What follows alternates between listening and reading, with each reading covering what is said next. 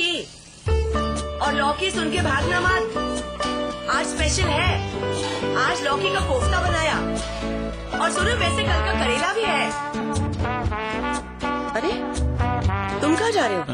वो आज मीठे में क्या है? करेले की करेला स्पेशल बना, ये खाता ही नहीं। खाने के बाद मीठे में कुछ मीठा हो जाए।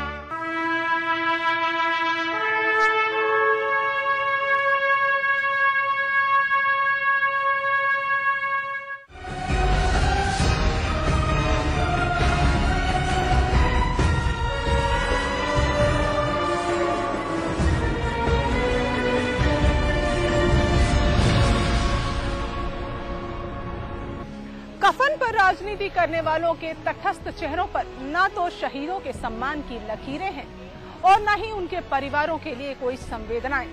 अगर कुछ है तो कोरी घोषणाओं का झूठा सच। देश के लिए शहादत देने वाले वीर सपूतों के परिजन आज अपने आप को ठगा महसूस कर रहे हैं।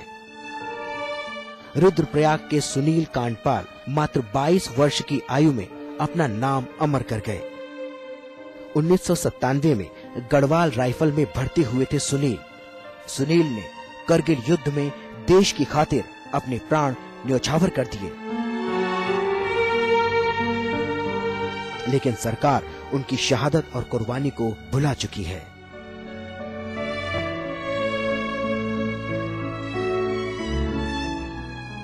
शहीद सुनील के गांव बैंजी कांडई तक सड़क पहुंचाने की घोषणा आज तक पूरी नहीं हो पाई है।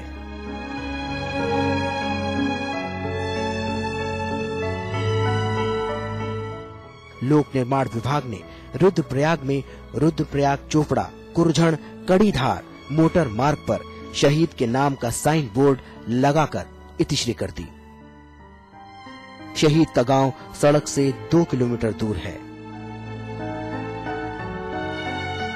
खाना पूर्ति के लिए राजकीय इंटर कॉलेज जग्गी कांडई के गेट पर कुछ समय तक शहीद सुनील का नाम अंकित रहा, जिसके मिटने के बाद जीर्णोद्धार की कोई जरूरत नहीं समझी गई। कारगिल शहीद सीमा पर रह करके इस देश की रक्षा करते हैं, लेकिन सरकार की जो घोषणाएं कारगिल शहीद के गांवों के लिए की जाती है, वो घोषणाएं धरातल पर कभी भी उभर कर नहीं आती हैं। जैसा आप लेके चले अभी, जैसे मेरे मामा जी हैं सुनील दत्त कांडपाल जी, उनके गांव के लिए सरकार ने उसी समय घोषणा की थी कि गांव तक शहीद सुनील दत्त कांडपाल के नाम से सड़क जाएगी, रुद्रप्रयाग गढ़ीधार मोटर मार्ग, लेकिन अभी तक जो है वो मोटर मार्ग पूरा नहीं हो पाया। इसके अलावा जो राजकीय इंटर कॉलेज है शहीद सुनील दत्त कांडपाल जी के नाम पे, वो अभी इंटर कॉलेज के गेट के वहाँ पे ना उनका नाम है, ना उनके नाम पे कोई ऐसी चीज है जिससे वहाँ पे पढ़ने वाले बच्चे सुनील दत्त कांडपाल को याद कर सकें और उनको भी लगे कि शहीद सुनील दत्त कांडपाल ने देश के लिए कितना बड़ा बलिदान दिया। सुनील के साथ ही रुद्रप्रयाग के 3 और नौजवान करगिल युद्ध में शहीद हुए, लेकिन सरकार के उदासीन रवैये ने शहीद के गांव और परिवार के देश प्रेम की भावना को चोट पहुंचाई है। उत्तराखंड के सोहन सिंह पवार अनंतनाग में आतंकवादियों से लोहा लेते वक्त शहीद हो गए, लेकिन जाबाजी का दुर्भाग्य देखिए, जिसने सीने पर गोलियां खाकर सैकड़ों परिवारों को बचाया, आज उसी का परिवार बदहाली की जिंदगी बसर कर रहा है।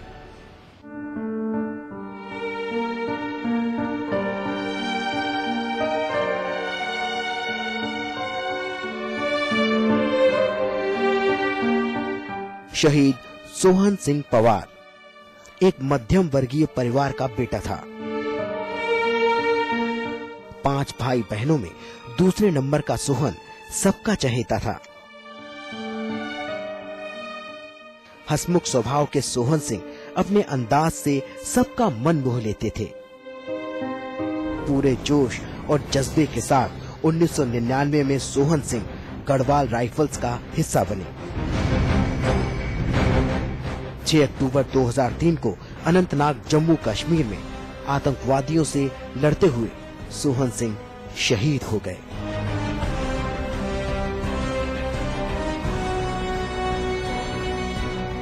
सोहन सिंह की शहादत के बाद कहानी शुरू होती है शहीद के परिवार के बदहाली की।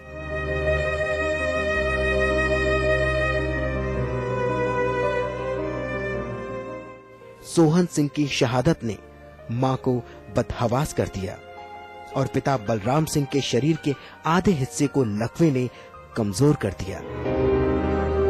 परिवार को आर्थिक मदद के नाम पर कुछ नहीं मिला। सेना के अधिकारियों ने भरोसा दिलाया था कि शहीद के भाई को सेना में भर्ती किया जाएगा।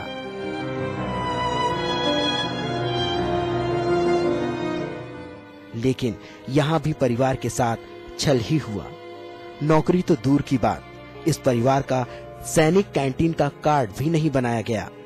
बूढ़े माँ बाप एक किराना की दुकान चलाकर अपना जीवन यापन कर रहे हैं।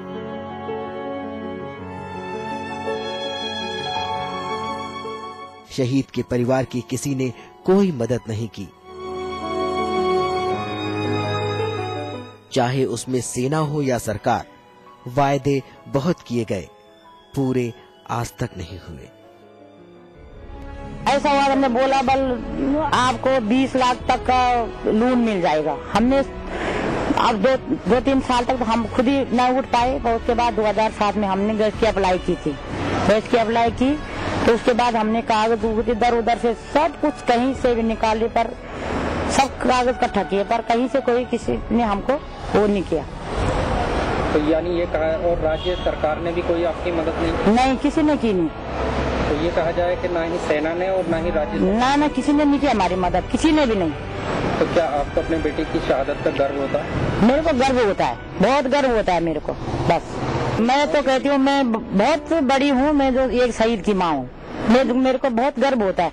मैं जब चलती हूँ तो मेरे को कहीं कुछ नहीं सोचता है। मैं कहती हूँ मेरे को कुछ नहीं होगा, मैं एक शहीद की माँ हूँ। शहीद सोहन सिंह, जिसने सैकड़ों लोगों के परिवार को आतंकवादियों के खतरनाक मंसूबे से बचाया और अपने प्राणों की आहुति दी, वहीं आज उसका परिवार बदहाल है। लेकिन माता पिता को अपने बेटे की शहादत पर गर्व है। वतन की आन के लिए जान लुटाने वालों का समर्पण अल्फाजों में बयान नहीं हो सकता है, लेकिन लगता नहीं है कि बलिदान की कीमत हमारे देश की मूक व्यवस्था कभी समझ पाएगी।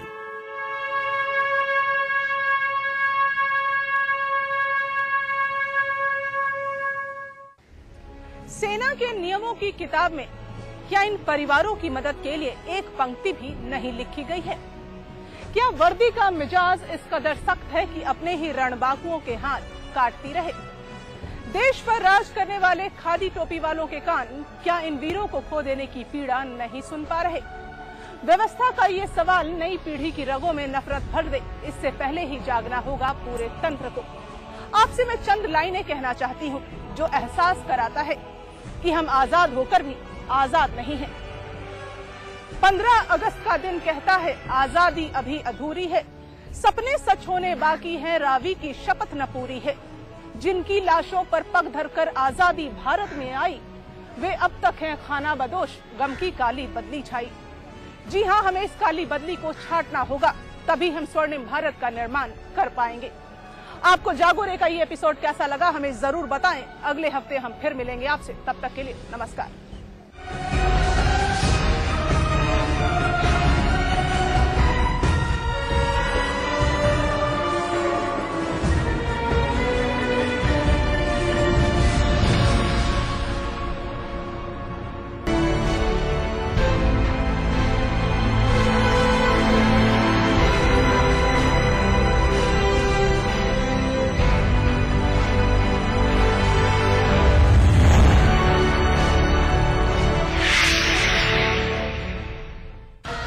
अंधेरा होते ही बजने लगते हैं घुंघरू, थिरकने लगते हैं कदम, हर आहट बन जाती है खौफ।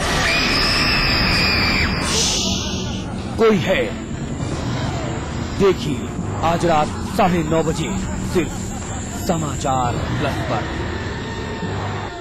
एक परफेक्ट इंजीनियर बनने से पहले, स्टॉक मार्केट में अपनी जगह बनाने से पहले, सॉफ्टवेयर प्रोफेशनल बनने से पहले, एक मल्टीनेशनल ग्रुप का सीईओ बनने से पहले, मार्केट के उतार चढ़ाव को समझा, मैनेजमेंट के कॉन्सेप्ट्स को समझा, एक परफेक्ट स्टूडेंट बना। मैंने डिग्री हासिल की। I studied at quantum. At quantum. At quantum. At quantum. Quantum global campus जिंदगी को दे नई दिशा।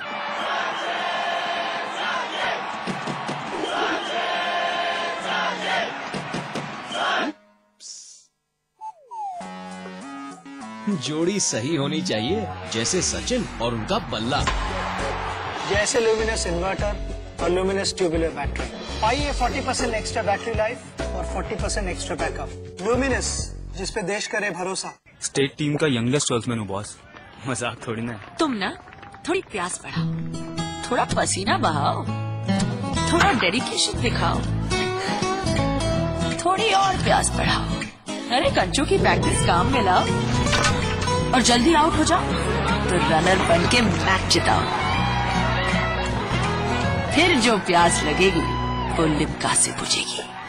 प्यास बढ़ाओ, लिम्का। उठेगा अब हर वो मुद्दा जिनसे जुड़े हैं आपके सरोकार। अपनी जिम्मेदारी से पल्ला झाड़ नहीं सकेगी कोई भी सरकार। हर गुनहगार के हाथ में लगेगी हथकड़ी। विकास की राह में कोई भी बाधा न हो सकेगी खड़ी, क्योंकि खत्म हो गई है अब इंतजार की घड़ी। आ गया है समाचार प्लस, खबर वही जो हमने कही।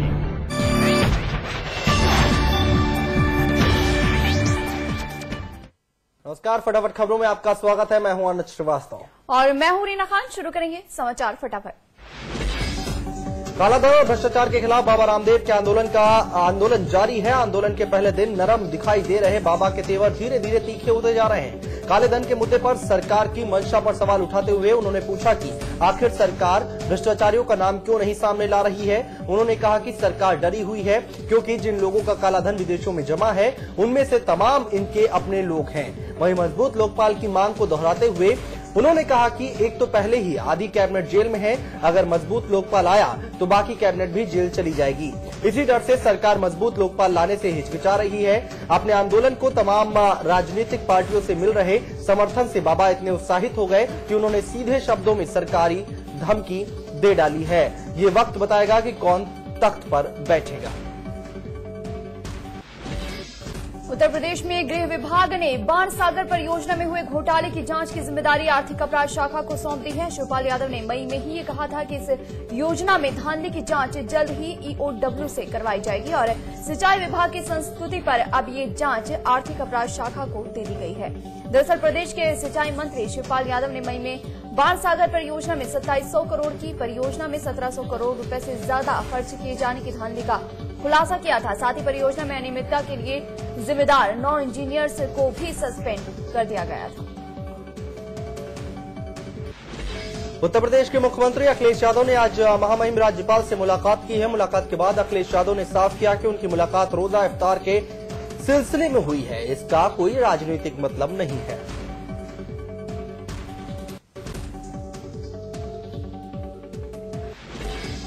बागपत के आसरा गांव में नकाबपोश बदमाशों ने प्रेमी दंपति पर अंधाधुंध फायरिंग कर दी और इसमें एक बाप बेटी की मौत हो गई, जबकि प्रेमी दंपति समेत 3 लोग घायल हो गए। सभी घायलों को अस्पताल में भर्ती करा दिया गया है। वहीं पुलिस ने मामले की जांच शुरू कर दी है। दरअसल 1.5 साल पहले काले और साजिदा ने शादी कर ली थी और इसके बाद प्रेमी दंपति को पिछले कई महीनों से गांव छोड़ने की धमकी दी जा रही थी और शनिवार देर रात तकरीबन 10-12 बदमाशों ने काले के घर में घुसकर फायरिंग कर दी।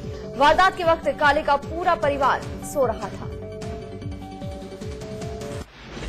झांसी में एक सनसनीखेज वारदात सामने आई है। बबीना थाना क्षेत्र के खैलार गांव में एक घर से मां बेटे का शव बरामद किया गया है। महिला और उसके 4 साल के बेटे को कुल्हाड़ी से काटकर मौत के घाट उतारा गया है। मौका वारदात से वो कुल्हाड़ी भी बरामद कर ली गई है जिससे कत्ल हुआ था। आशंका ये जताई जा रही है कि हत्या से पहले महिला के साथ बलात्कार किया गया। फिलहाल पुलिस ने शव को पोस्टमार्टम के लिए भेज दिया है, साथ ही इस वारदात की जांच में जुट गई है। गाजियाबाद के शास्त्री नगर इलाके में एक चाचा ने अपने भतीजे की हत्या गोली मारकर कर दी। मृतक का नाम प्रशांत कौशिक है और वो बिल्डर का काम करता था। प्रशांत की हत्या उसके चाचा हरिमोहन कौशिक ने की। घटना को अंजाम देने के बाद हरिमोहन मौके से फरार हो गया। बताया जा रहा है कि प्रशांत रात करीब 2 बजे अपने घर के बाहर चाचा से बात कर रहा था। इसी दौरान गोली चलने की आवाज आई और प्रशांत का छोटा भाई जब घर से बाहर निकला तो उसने देखा कि उसके चाचा प्रशांत पर गोली चला रहे हैं और देखते ही देखते प्रशांत पर 3 गोलियां चला दी, जिसके बाद प्रशांत के परिजन उसे अस्पताल ले गए जहां डॉक्टर्स ने उसे मृत घोषित कर दिया।